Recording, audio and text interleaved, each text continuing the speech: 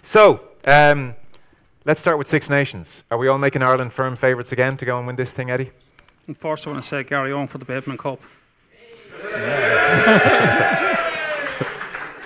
Get the important stuff out of the way first. Sorry, yes. World Cup second, Bateman Cup first. Yeah, well, look, why not? Why Yeah. wouldn't we be favourites? You know, and it's something we don't like to talk about. It's an Irish thing, you know, and you don't like to deal with it, and you keep deflecting. But we're the best team in the Northern Hemisphere, and you could argue the best team in the world going in the autumn. So why not? And it's a good. Like last year was a very difficult year to win a Grand Slam because you had to win in Paris and Twickenham, and we'd always back ourselves in this year with England and France come down, you probably get the job done in Scotland, Wales, and Italy. So to double down, it's a good Grand Slam year, and I think we're favourites. No, maybe a slip between cup and lip, you know, that could go wrong, but that's it. Wasn't that the extraordinary thing about last year, in that there was this sense right from the off, geez, Ireland could actually win a Grand Slam here, Yeah. and they just did. You know, I think there's a moment.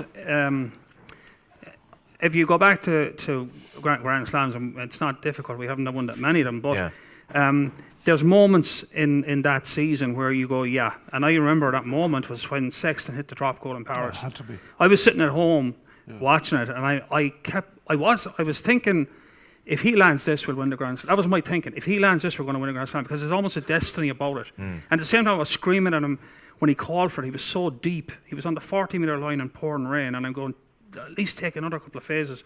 But he drilled it, and that moment you say, there's a Grand Slam in this. The crossfield kick leading up to that as well to Keith Earls in those conditions was incredible. You know, to have. I mean, the moxie to do that. I mean, if that goes wrong, it's over. Yeah, That exactly. was moral courage. Yeah, And urge you to go up with two hands and grab it out of the air, and those conditions. Also, the Stockdale intercept try. I think that Wales game was teetering on the edge a little bit as well.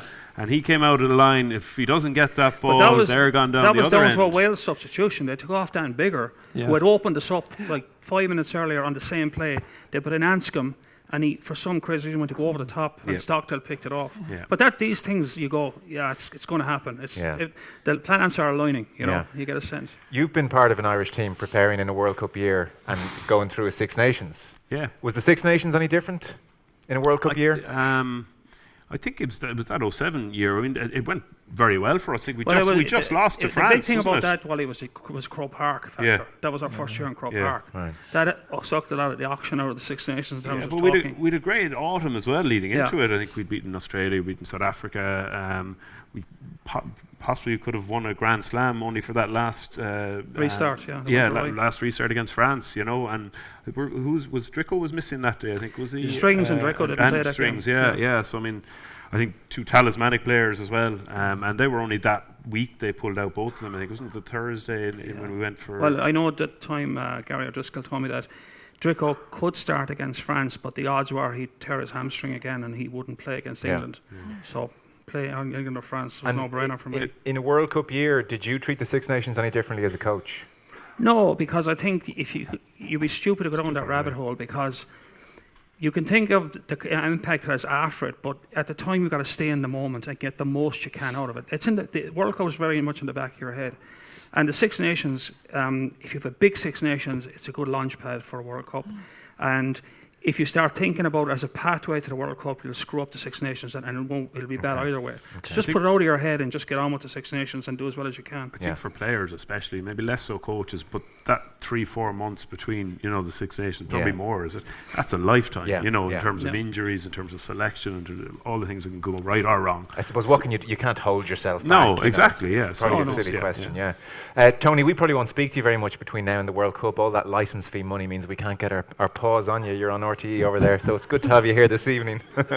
Ireland's World Cup chances, again, if it feels a little bit presumptuous to say we might win another Six Nations or another Grand Slam, it feels very presumptuous to talk about winning a World Cup. However, everything suggests that Ireland have a very, very good chance. Yeah, and just before I do that, just in relation to what we're saying with the Six Nations, which is relevant to that, We have a particularly difficult... the Six Nations this year is going to be ultra competitive. Yeah. I don't know how many games Wales have won on the spin now. Is it 8 or something like that? So they had a very good November series. Scotland are in a good place at the moment. The Italians are the only ones who are really still weakish, if I can put it that way. So it looks like there's 4 really difficult games. And I love what I'm seeing in France at the moment through Toulouse and Racing in particular. So if the guys who are in form at the moment are picked, for me that's exciting, because I hate what's happened.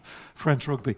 Jumping ahead to the World Cup, and I'm with Eddie obviously on this. I think we've got to deal with the Six Nations in the moment, as you rightly say, and obviously if we do well in that, that's a springboard to go forward from that again. The big problem in the World Cup, yes, Scotland in the opening game is going to be really difficult, but if we get to the quarter-final, it's not the nightmare scenario, but I can't think of much worse than either South Africa or New Zealand. No matter who we get. Obviously, we prefer to get South Africa, which means we need to win our pool, and then we'll play South Africa in the quarter-final. If we don't win our pool, we play New Zealand. So it's a really difficult quarter-final, no matter what way we dress it up. Why are South Africa such a nightmare for us? Because I know Rassie Erasmus is and a former Munster player did say to me, wait and you see come World Cup, Erasmus will have them in great shape. And I fully accept that. But surely Ireland in 2019 don't need to consider South Africa a nightmare. Well, I do. We'll have the respect for them. That goes without saying.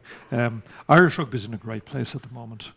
I mean, I'm becoming a little bit blasé myself. Last weekend was just extraordinary. I know, Like, whatever about winning the 4 games, it was the quality of the opposition they were playing and the manner in which we won the games. I was at a function last Saturday night in Mary's. There was a president's dinner, and Joe was the guest speaker. And That's Joe Schmidt, everybody, not me. Okay, sorry. I was asked, but I was otherwise engaged. Joe Smith was the guest speaker, and what he was highlighting again was the defensive quality of both Munster and Leinster in particular that afternoon against Toulouse, and Munster the previous night against Gloucester in stages of the game. And yet we scored some incredible tries. Yeah. So we're just in a great place at the moment. That's the depth we have. In fairness, I think the takeaway from the last World Cup was like when we shipped those injuries against France and just couldn't recover from it. And the talent's there, and he's really built it now. He's really built a lot of depth. The only position I think he's really hasn't got depth in is full back, but I think Lorimer is going to have a say in that before things are out, and if Carney stays fit. But if you look at the depth across all our positions now, it's extraordinary. We've never had that sort of depth in an Irish squad, and the talent has been there, and he's brought it through. Definitely the academies are delivering, the schools are delivering, so the system at the moment is working. Because when you think of our population base for rugby, we shouldn't be where we are. But you know that as I said, the planets are aligning. So I think that depth is going to be important in a tournament. Do any of you worry that potentially it's very difficult? Say this team is at its peak. Is there any danger that it's very difficult to sustain what they're doing over such a long period? No, it's no problem. It's not a problem because you take a break now, and you park where they were in the Six Nations. They go back. They have a different headset for the European tournament and for the Pro 14, and then you bring them back again. You refocus them. So it's not like it's not an extended season where you might, like in soccer, where a team might hit the straps around January, February, and then they have a wobble, in the spring, and they fall away from the championship because it's broken up the way it is, and players compartmentalise really well. That they're with Munster or they're with Ireland or whatever. We'd have the 3 or 4 friendlies in August as well before the World Cup. I presume a fully fit Ireland, though, you would back them to beat South Africa in a World Cup. Yes. Yeah. Tony? Yes. Okay. Yeah, I would. And I think one of the other things that it's not based on not just solely based on, I suppose, our consistency at the moment on, one player or a few players, one bit of brilliance or magic or whatever. It's more the whole team, their clinicalness is kind of ongoing, and I think that's what Joe's instilled in. The basics are done so well that, the little bits of brilliance that goes on top of it or whatever, but their consistency is what brings them. So they never go, I think as the New Zealand teams of old, that their basics were so strong that, they might be up here, but next day they're down here, and that gap that was never too different. Competition for places, Wally, is ridiculous. Is massive as well, yeah. There was a time in New Zealand that if you got dropped by New Zealand, you never played for them again because the guy that took your shirt wasn't giving it back. And it's a bit like that in Ireland now, a couple of positions, say like Sexton and Conor Murray. But if you look at the centres, if you look at the back 3, if you look at the front row, if you look at the second or the back row, and you get one chance to make an impression. And if you drop the ball, the other guy's not going to let you in again. It's seeping down. That competition now obviously was always there a little bit, but even more so now into the provincial games. Yeah. Whereas guys going out in their provincial jerseys are saying that we have to play our best game to be It's funny. Get a contention. I'm sure you saw the extended squad name today, and obviously that can change over the course of a Six Nations. But Ross Byrne would have felt pretty good about himself after the Toulouse game and that lovely flighted kick for Dave Carney, and he's not even in the extended squad today. Jack Carty's in. Ross Byrne, I'd say, is thinking, bloody hell, this is it's a great way to be, isn't it? A great position to be in. And then I guess if they beat South Africa and they get to a final against New Zealand, it's a fighter's chance. That's kind of where 80 minutes, Yeah. Nothing can happen. God, it'd be extraordinary, wouldn't it? Champions Cup then to finish. Tony Ward, if Leinster play Munster, who do you support? I know. I've no problem answering it. I don't know. The blood curse is red. I'm born in Dublin, but I am absolutely 100%. Now, I would like to think I don't reflect it in my writing. I hope I don't. I wouldn't have known. Yeah. And I'm glad, because you asked me that question in all honesty. But I can't help it. The 10 years down here were just too good. So Munster by the grace of God. Yes. Okay, popular man down here. Everybody's making Leinster once again favourites to defend their title in Europe. Yeah. Well, why would you not? Yeah. Again, the depth, and the Yeah. fact that they've rolled the dice so many times this year with young players, and it's paid a dividend. They haven't miscalculated. So anytime they've taken a risk with players, it's paid off. Yeah. So that only puts more confidence in the squad.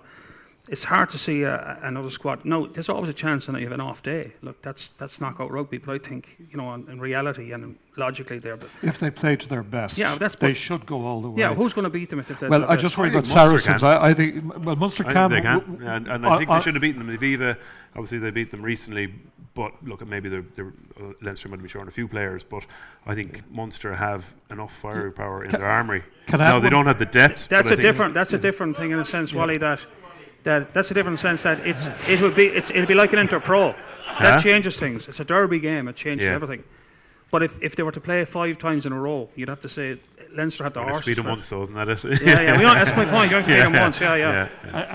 I've only seen him a few times, but I've been really. You know more about him than I do, Chris Farrell. Yeah. But when he's in the side, he seems to make such a difference. Well, he's such a big guy, but he has the offloading skills of a much smaller guy. So guys don't know how to defend him. Or if you play with us, he'd be in the second row. For sure. Well, that was the time I knew it was time to get out of rugby, when the backs are all bigger than you. It's just I was always like that, stuck in there. We did Japanese backline here in Garryowen. Johnny Mack is up. Johnny Mack, yourself. So your point is, and even Kingsholm the other night was maybe the first time that you've actually seen what Murray, Carberry, Scannell, Farrell, Conway, Keith Earls, and Mike Haley's doing very nicely. But that was almost the first time you saw that backline really together in a big game, and maybe they looked around each other and thought, you know what, in one-off games we can do something. They're growing week in, week out. I think the Christmas was brilliant for them. I think that Leinster game, obviously, look, Ulster was a different game, but the Leinster, and then obviously the Connacht game, I think they've been growing, I think, a lot in the last few weeks. I think Carberry and Conway seem to be at Blackrock, 2 lads from Blackrock. I think they seem to have a great connection the last day. And I think that they just have enough firepower now to upset a lot of different teams. And I think Leinster being one of them. And they have that. Rory Scannell is very underrated, I think. Yeah. In a different era, he'd be on the Irish team, but there's so much competition. I rate him hugely. Right. And he's a fantastic player. He's crucial to Munster. And I think he's a guy that's it's hard done by not getting into an Irish And camp. I wouldn't rule out Conway as a full-back either. I know you're talking about Larmer. I think Conway's a lot to offer at full-back. I think if he could play there more often, I think that's the key. He's got to play there more often. Okay. Listen, it's been fantastic evening, very enjoyable. Emotional. Yeah, it has. It's been emotional, yeah. Thanks so much for being here. We've had a brilliant time. Thank you all for being so welcoming and for staying right till the bitter end. Does anyone want to shout up a last question, a stellar question that you're determined to ask? That you've been holding in, that you've been saying, Molloy, ask this bloody question. Oh, okay. Down the very back. This is the one and only question. Shout. Okay, the question is, why is there not more talk about Connacht? Do you mean tonight or generally? No, generally in Connacht's play. Generally about Connacht's play, there's not enough talk about Connacht. Well, They are, with the Challenge Cup, it's difficult because they're not on the TV. Yeah. the Challenge Cup's literally not on TV. Yeah, So you actually, yeah, okay. Are you from Connacht? Well, sure, look, don't worry about it for tonight. That was a really good question. We'll try and address that over the next while. I suppose it's tough. Do you know what the reality? Sometimes you come on and you've stop digging. Sometimes you've 30 minutes on the radio and you've got Leinster, Munster, Ulster, big Champions Cup games, and it's hard to get to Connacht some nights. But Wallace said, "I'm not answering a damn question on Connacht," and that was the truth. Yeah. Okay. Well, we'll definitely pay heed to that. But besides that, David Wallace, thank you. Tony Ward, what a pleasure. I mean, we should do this more often. Tell these RTE lads, you'd guarantee 2 or 3 times a year you want to be on Off the Ball, and we'll make it happen. Yeah. And Eddie O'Sullivan, thank you as always. Pleasure. Thanks so much, guys. It's been great. Thank you. We'll down again sometime.